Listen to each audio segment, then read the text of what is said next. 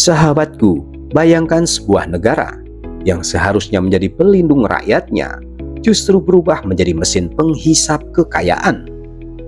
Bayangkan seorang pemimpin yang bukan menjaga amanah, melainkan memperdagangkan negaranya seperti barang dagangan murah. Korupsi bukan hanya soal uang, tapi soal nasib. Dari Asia hingga Amerika Latin, dari Afrika hingga Eropa Timur, sejarah mencatat negara-negara yang hancur karena kerakusan. Dalam video ini, Universitas Kreatif mengajak Anda menyelami sisi tergelap kekuasaan, mengungkap 10 negara paling korup dalam sejarah modern, dan pelajaran tragis yang bisa kita ambil darinya. Sebelum dilanjutkan, jangan lupa untuk subscribe Universitas Kreatif.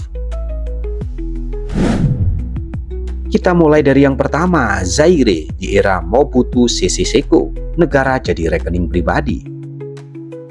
Mobutu Sese Seko memerintah Zaire, sekarang Republik Demokrat Kongo, dari tahun 1965 hingga 1997. Menurut Transparansi Internasional, dalam masa kekuasaannya, ia menggelapkan lebih dari 5 miliar US dollar kekayaan negara. Ia dikenal dengan gaya hidup mewah, menerbangkan jet pribadi ke Paris hanya untuk belajar, sementara rakyat kelaparan dan rumah sakit tidak memiliki obat. Zaire menjadi contoh klasik kleptokrasi, negara yang dijalankan untuk memperkaya elit penguasa. Reformasi ekonomi tak pernah menyentuh rakyat, melainkan hanya mengisi rekening luar negeri keluarga Mobutu. Bahkan setelah digulingkan, luka korupsi itu masih membekas hingga kini. Yang kedua, Venezuela hancur karena minyak dan korupsi. Dengan cadangan minyak terbesar di dunia, Venezuela seharusnya menjadi negara makmur. Tapi realita berkata lain. Di bawah pemerintahan Hugo Chavez dan Nicolas Maduro, negara ini terjerembab ke dalam jurang hiperinflasi dan kelaparan. Laporan Forbes dan Human Rights Watch mencatat bahwa miliaran dolar dana minyak tidak dapat dipertanggungjawabkan.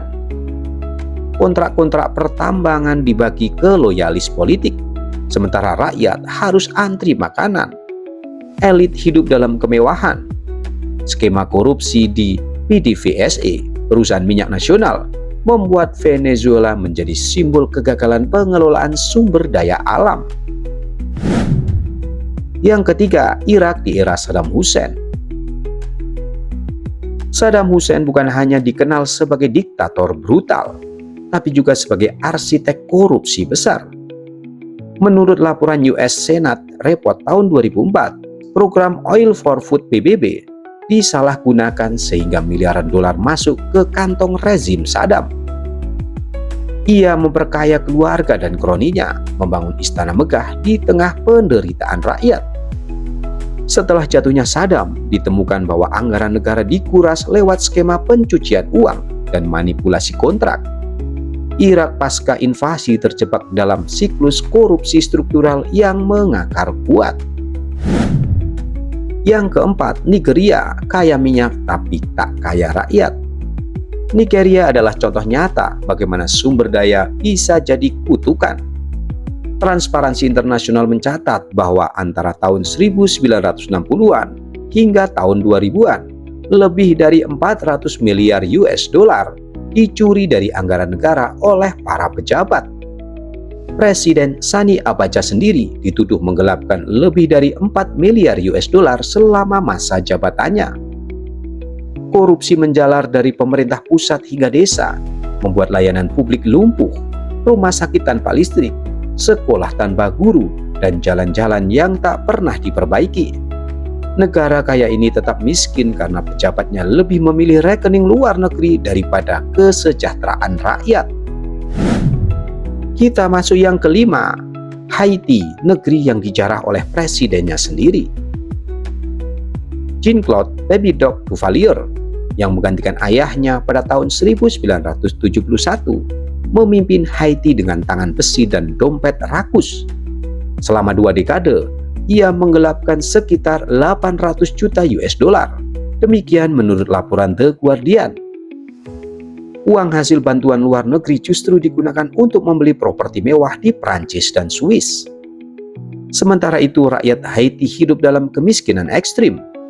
Sistem kesehatan dan pendidikan hancur, bahkan ketika digulingkan, aset-aset korupsi keluarganya sulit dilacak dan dikembalikan. Yang keenam, Filipina di era Ferdinand Marcos. Ferdinand Marcos bersama istrinya Imelda mencuri antara 5 hingga 10 miliar US dollar dari Filipina. Demikian menurut data World Bank dan Transparansi Internasional. Gaya hidup mewah mereka, dari ribuan sepatu hingga koleksi karya seni mahal, jadi simbol ironi negeri yang rakyatnya lapar. Korupsi mereka tidak hanya soal uang, tapi merusak sistem hukum, perbankan, dan institusi demokrasi. Warisan Marcos tetap terasa hingga kini di tengah upaya rehabilitasi citra keluarga politik mereka. Yang ketujuh, Uni Soviet, korupsi sistemik dalam negara komunis. Di balik tirai besi Uni Soviet, korupsi menjadi bagian sistemik dari birokrasi. Penyelundupan, suap, dan nepotisme mewarnai seluruh aspek kehidupan.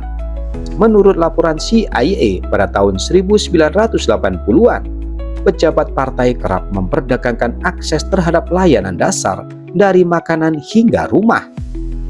Meski mengklaim kesetaraan, elit partai hidup jauh lebih mewah dibanding rakyat biasa. Ketika Uni Soviet runtuh pada tahun 1991, fakta-fakta korupsi internal perlahan muncul ke permukaan, membuktikan bahwa sistem tertutup tak pernah bisa melindungi dari kerakusan manusia. Yang kedelapan, Guatemala, negara disandra oleh mafia politik. Skandal besar terjadi pada tahun 2015 ketika Presiden Otto Pérez Molina dipaksa mundur setelah terlibat kasus korupsi besar bernama La Linea. Menurut Komisi Anti Korupsi PBB, pejabat bea cukai dan elit pemerintah menerima suap jutaan dolar dari perusahaan untuk menghindari pajak. Sistem keadilan, polisi, dan pengadilan menjadi alat politik untuk melindungi koruptor. Hanya setelah tekanan publik dan internasional, penyelidikan bisa dilakukan. Kasus ini menjadi cermin rapuhnya demokrasi ketika hukum dikendalikan oleh mafia negara. Kita masuk yang kesembilan, Indonesia di era Soeharto, korupsi terstruktur, sistematis, dan masif. Menurut Transparansi Internasional, Soeharto adalah salah satu pemimpin paling korup dalam sejarah dunia, dengan dugaan penggelapan 15 hingga 30 miliar US dollar selama 3 dekade kekuasaannya. Korupsi dilakukan melalui yayasan-yayasan, kontrak eksklusif, dan pembagian konsesi kepada kroni. Meski dikenal membawa stabilitas dan pembangunan, fondasi ekonomi Indonesia dibangun di atas jaringan patronase dan nepotisme. Ketika krisis moneter tahun 1998 menghantam, sistem ini runtuh, meninggalkan warisan ketimpangan dan ketidakadilan struktural. Kita masuk yang ke-10, Afghanistan pasca invasi. Pasca invasi Amerika Serikat, Afghanistan menerima lebih dari 145 US dollar dari bantuan internasional. Demikian menurut data dari Special Inspector General for Afghanistan Reconstruction. Namun sebagian besar dari dana itu tak pernah sampai ke rakyat. Proyek-proyek infrastruktur mangkrak, rumah sakit tak selesai, dan sekolah kosong. Korupsi menyebar luas dari presiden hingga pejabat lokal. Kepercayaan publik runtuh, membuka jalan bagi Taliban untuk merebut kembali kekuasaan. Tragedi Afghanistan adalah bukti bahwa uang dan niat baik tidak cukup tanpa pengawasan dan transparansi. Sahabatku semua, korupsi bukan sekedar kejahatan birokrasi. Ia adalah pembunuh diam-diam yang mencuri masa depan suatu bangsa. Ke-10 negara di atas membuktikan bahwa tanpa integritas dan transparansi, kekayaan alam dan bantuan luar negeri tak ada artinya. Mereka menjadi bukti bahwa pemimpin yang rakus bisa meruntuhkan fondasi negara dalam hitungan tahun. Namun dari reruntuhan itu, kita juga bisa belajar.